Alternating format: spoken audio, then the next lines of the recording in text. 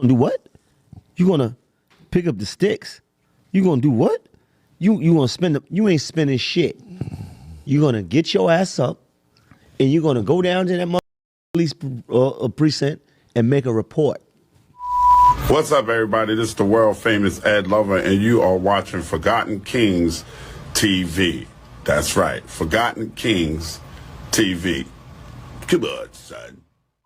Listen, y'all, we got an update in the Gucci Mane Pooh Shiesty controversy. For those who may not know, yesterday, Pooh Shiesty's lawyer sat down in an interview, okay, and addressed this kidnapping / robbery, okay? According to Pooh Shiesty's lawyer, he's saying that this whole notion about Pooh Shiesty and several others going to Staples to print out this contract that, essentially Gucci Mane was forced to have to sign to release Pooh Shiesty from the label.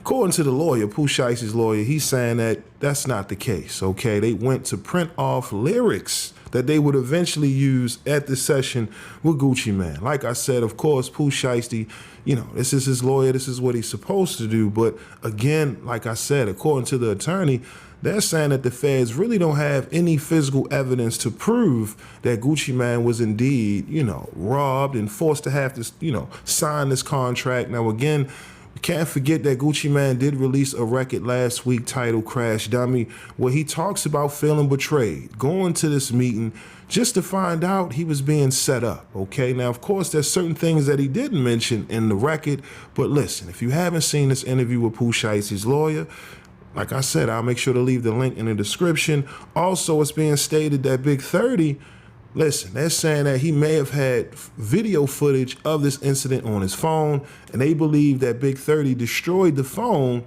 right, which, has the video. But again, we all know how these devices work, right? Everything is being uploaded to the cloud. So listen, it seems as if we have to sit back and wait and see exactly what the feds present. But like I said, earlier today, right, the Let's Rap About It podcast, they reacted to the Gucci Mane Pooh Shiesty controversy again.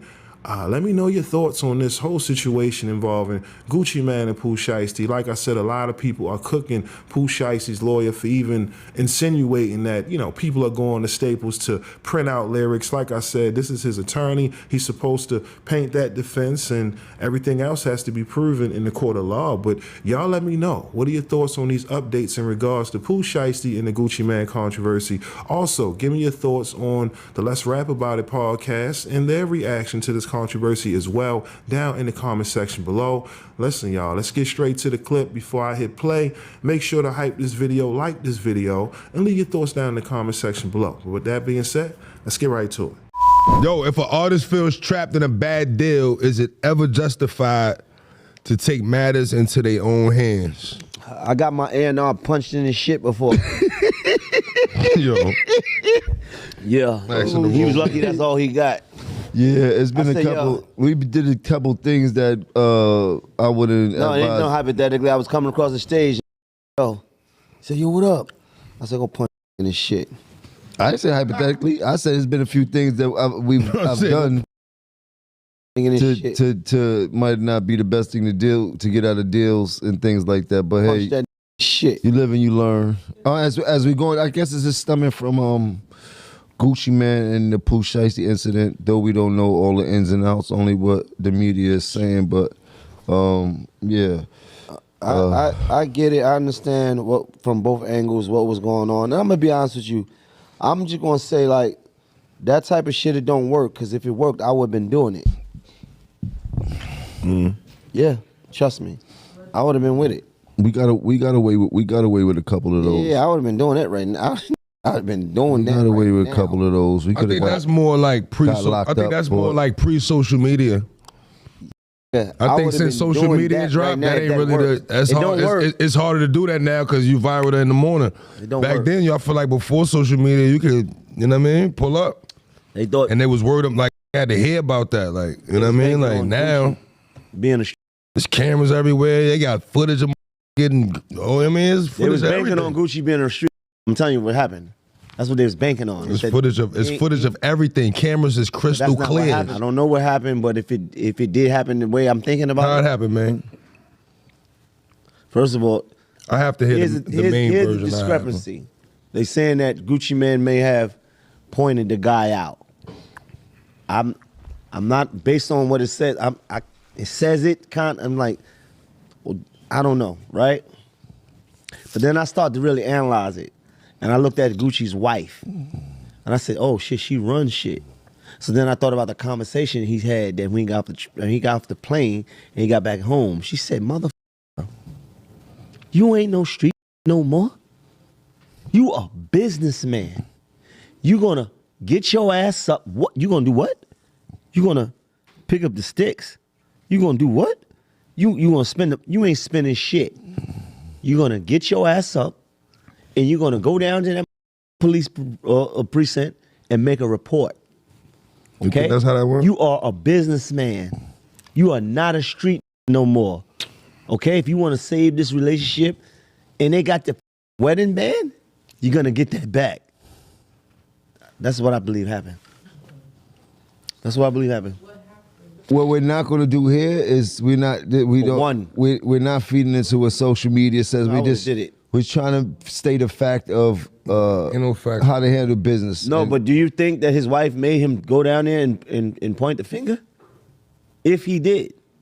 I don't think in today's time in society and what's going on with social media, me personally, I don't feel like any business, that's the way to go. You know what I mean? Like, I get it if you feel like you're being f***ed over, but everything is going to be exposed. But legally, unless you really like getting off the grid and doing something. Imagine you running up in the massive pill up on Nas with the Dracos. I couldn't picture it because it's like, for what? I would advise any I don't understand that to handle business in a business fashion. You know, get you a lawyer. I don't think we are in any times where you could just take matters in your own hands and it's just not the time. So I think, like, especially you're in the music business, so it's contracts involved. There's, of course, you know, these are street artists that are also involved in hip hop, but this is not a street business. It doesn't work. That doesn't have the same street codes and ethics. The people who operate through it, everybody in it is not rooted through the streets. So this is a business. So anything that goes on, I would advise people to like get a lawyer and find out what way you can fight in that way. In the line gets blurred though. You could be, but you just said some real shit. You could be street, but this is not a street business. But that line gets blurred. You know what I'm saying? The content. So people say, "Oh, Gucci's a street." You know. Yeah, but the music is street. The that's cutting them checks, they not street. Also because what he presents. The people that cut the checks 9 times out of 10 not street. Let's dive into more what Spiz was saying. In this situation, say it all went through and we didn't even see what was going on in the media and maybe they pulled it off. Well, but when Gucci leaves and then call his lawyer in the morning, like, I ran into some shit where people had pressure on me and they made me sign these papers, it's false. The lawyer is now going to, it's not that easy because they made him, like, at the end of the day, there's no way to get around what he has signed. You heard that? He signed the paper that needed lawyers and all type of shit, present, consent. Oh, you know how this shit goes. Right, and they said he said that in there. They said he said, yo, you know, this ain't how it's supposed to go. You know, you got to get the lawyers. The lawyers got to. They said, shut your bitch ass up before we shoot you. See, but listen, there's another. I'm just saying what happens.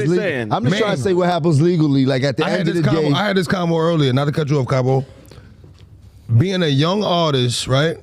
Being a young artist, now it takes, I think, maturity. It takes years in this shit to look at it a certain way. But I feel like when you young, you thinking about the money. The person that signed you is somebody you looked up to. That's somebody you was a big fan of. So you're not talking with no lawyer. You're not dealing with none of the business aspects of the shit.